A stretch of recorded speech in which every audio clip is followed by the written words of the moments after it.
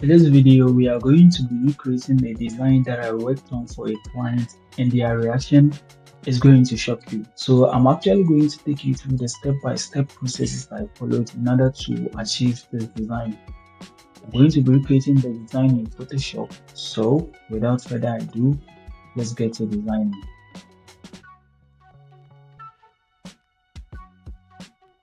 The first thing we are going to do is create a new document. You can do that by clicking on New File and then just double clicking on this. In this case, I don't want any artboard, so I'm just going to uncheck that and I'm going to click on Create. We are going to add our background, which is just going to be a black background right here. So I'll create a solid color and then I'll create my black background. The next thing I did was to create a new layer, and then with your brush tool, you sample a color. You sample a color like the yellow one right here, and I'm just going to click once, just like this, and then we are going to grab that layer right here, and then I'm just going to press Ctrl+T to transform it. I'm going to rotate it just like this. I'm going to rotate it just like this, and then what I'm going to do is duplicate the same layer, and then I'm just going to place it somewhere here, and then I'm just going to rotate that one too. So we are going to have something like this.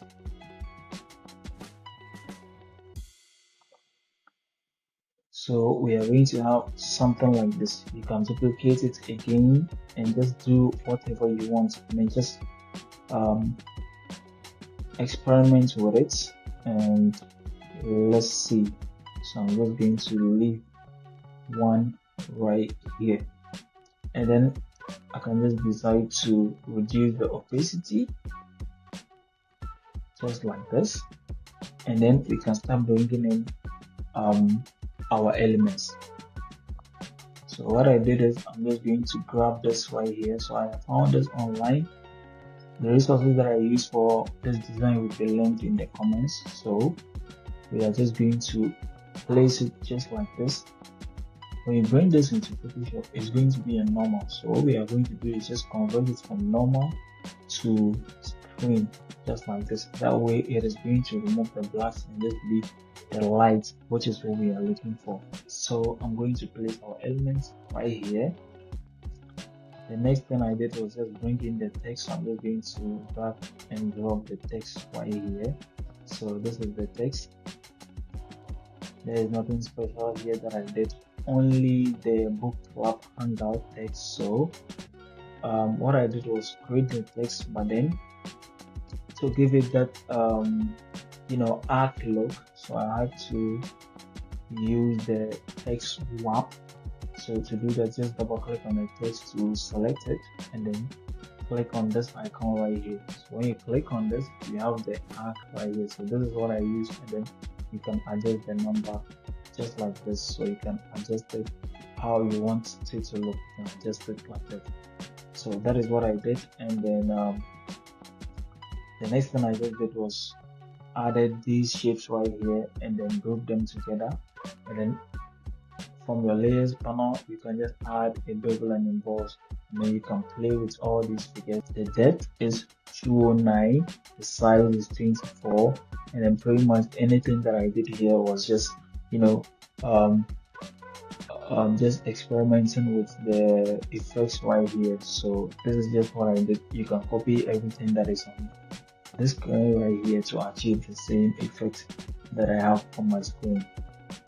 So yeah, this is what we have. So this is all the text that we had, and I'm just going to select my whole document right here and then place it in the middle. So we are going to have something like this.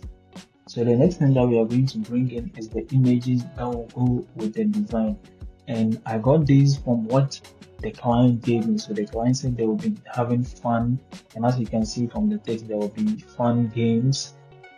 So what I did was went online and then I found some images to go with the design. So first of all, I found the image of a board right here. So I brought in this board, then I just placed it here for now. And then the next thing I did was just grab this dice and then place the dice just like this. And then I needed to balance it in a way, so I brought in this cup right here. So we are just going to leave it hanging around for a bit. The next thing I added was just the other details that they gave me. I'm just going to drag and drop this in right here. And by the way, this rectangle is a rounded rectangle, but then in the middle I added circles and then I click massive to kind of to remove that from the rectangle. That is how we have this effect right here. I'm just going to bring it below my images right here. And another interesting thing that I always do in my design is to add some shadows to give it some depth, I would say. So I added this shadow effect on the board, so it will be seen on this rectangle that we have right here with the details. So I'm just going to drag and drop it right here, and then I'm going to center it just like this. Now what we are just going to do is try to arrange it in a way that it looks really nice. And the next thing I'm just going to bring in here is the logo, because logos are important in design and as a business or anything that you're trying to create. Always try to include a logo because it brings the trust, and when people see it's coming from a real person or a company or just anything, so it brings in trust. So I'm just going to drop the logo right here. I'm actually just going to center it, make sure it's in the center just like this, and then just going to bring in these text right here. So this is like the layout that I settled with, and then the next thing I'm going to add is just some effects to beautify the whole thing. So I went on Pinterest and then I found this kind of light streak. Usually I just search light streak and then it will show me a bunch of these, and then I just go through them and I would choose which one is nice or suitable for my design. So I'm just going to drag and drop this right here. You notice that it's on screen, but first of all, when you bring it into Photoshop, it's going to look like this. So you're just going to take it from normal to screen to remove the dark background. So we are going to have something like this. I'm just going to drop it and then place it here. The reason why I added this is because it also brings in attention. So when you look at the design, it draws your attention to the center of it, and then you are able to read whatever is on the design. So that is usually why I add these things to my designs. The next thing I did was just bring in these chairs elements that I downloaded too. So I'm just going to put one around this place just like this, and I'm just going to drop the second one too right here. So you're just going to have something like this. The next thing I added was just some glue. So to create the glues, usually I just add a new layer right here. So after adding a new layer, I take my brush and then I'm just going to reduce my brush size. What I'm going to do is just press Alt on my keyboard and I just click on this to sample a color, and then I just click once just like this, and then I change my blending mode from normal to screen just like I've done here. I'm just going to reduce the size of my brush and then sample this from here, and I'm just going to create another glue right here. So after doing this, just reduce your opacity just like this. We are not doing it too much, we are just trying to create a nice image to look at. And pretty much this is the final thing that I had. There are just a few things that I needed to add, so I'm just going to add this right here and this red ribbon right here. So I'm just going to add it just like this, and pretty much that was everything done with this design. The next thing that I did was just add these white rectangles that I usually do. So I just drag and drop them from the old design.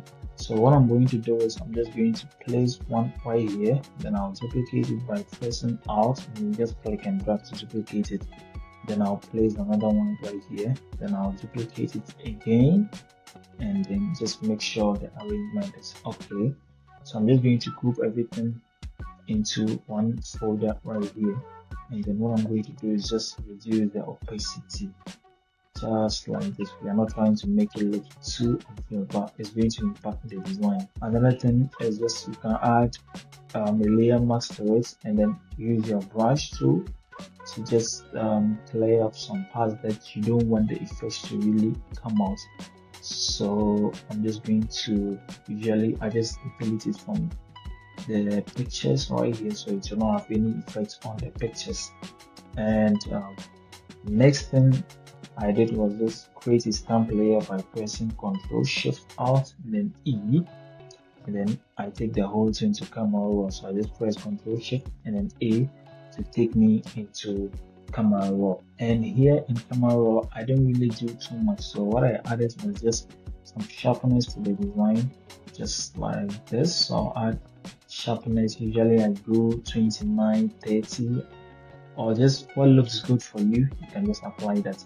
You know, if I zoom in, you can see there's some sharpness. Here is without sharpness, and here is with sharpness. This gives the design some sharpness. And yeah, that is usually what I just do in camera roll. And after that, I press OK. And yeah, this is how I was able to create this design right here. And yes, guys, that is how I was able to come up with the design. The client was pretty happy with it, and I'm also glad it came out well. The resources I used for the design will be linked in the comments, so make sure you check that out. If this helped you get some ideas for your design, kindly subscribe and drop a comment, and I'll see you in the next video.